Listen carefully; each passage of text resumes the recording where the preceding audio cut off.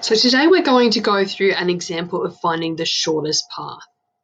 So we're going to use this map to the right here, where the units are all in kilometres, and we need to answer the following questions. We want to find the shortest distance from Fourier to Rule, from Fourier to Stokes, and from Fourier to Stokes travelling through Reynolds.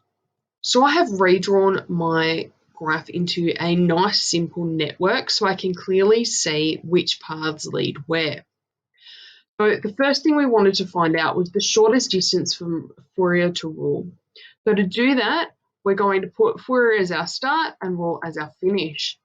So starting at our start, we're going to go through all of the edges available. So that's just the one edge, which will give us a tentative distance of 51 to Hardy.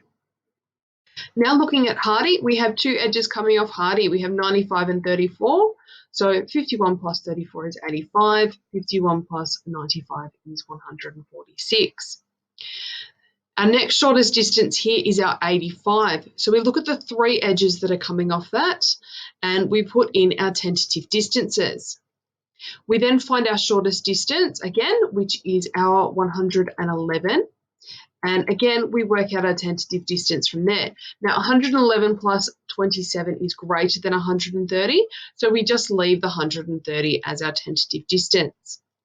We then go to our next shortest, which is at Reynolds, and we work out our tentative distance from there. So again, both of those distances, they don't reduce our distance at all, so we can ignore those parts, and we only have to focus on the edge of 44, which will give us a tentative distance of 165. Now from here, we then look at our 130 and the 45. So 130 plus 45 is greater than 165, so we ignore that edge. As our 165 is still not our shortest tentative distance, we do need to go back and work out our other. As the 165 is not the shortest path on our map, we still need to keep going. So we need to look at this 146. So we've got two edges coming off that, which will give us 110 and 178.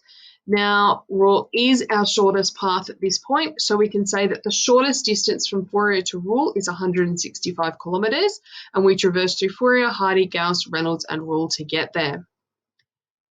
Now, our second question was asking the shortest distance from Fourier to Stokes. So again, we put in our start and our finish.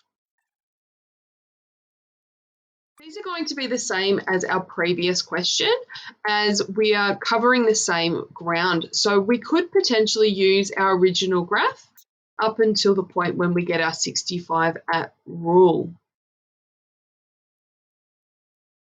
This is building on our original graph to Rule. So 165 plus 60 is greater than 110, and 165 plus 56 is greater than 178. So now looking at our final path here, 178 plus 24 is 102, which is less than our original distance up there. So we can say that the shortest distance from Fourier to Stokes is 202, and we will traverse through Fourier, Hardy, Aitken, Ferryman, and Stokes to get there. Now, our final question here is asking, what is the shortest distance from Fourier to Stokes travelling through Reynolds? So we have our start and our finish, but we need to pass through another town.